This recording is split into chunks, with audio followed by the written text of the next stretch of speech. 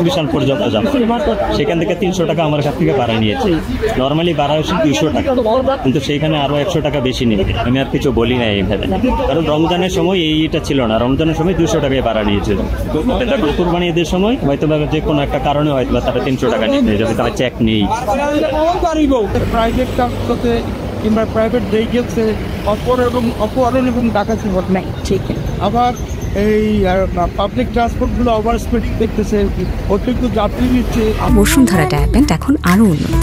এই hot air through top sheet দ্রুত শোষণ করে সোনামণিকে দেয় কোমল অনুভূতি। সব মিলায়া আমরা চাচ্ছি যে ঈদমুখী যাতায়াত যারা করছে হাইওয়েতে, ঢাকা থেকে এবং ময়মনসিংহ, তারা যেন নির্বিঘ্নে এবং নিশ্চিন্তে নিরাপদে ঈদের যাত্রাটা করতে পারে। সেজন্য আমাদের আজকে চেকপোস্ট এবং এই চেকপোস্ট এখন না, চেকপোস্ট সবসময় বন্ধ থাকে, রাত এবং দিন 24/7, যে কোনো সময় যে কোনো জায়গায় আমরা চেকপোস্ট করবো।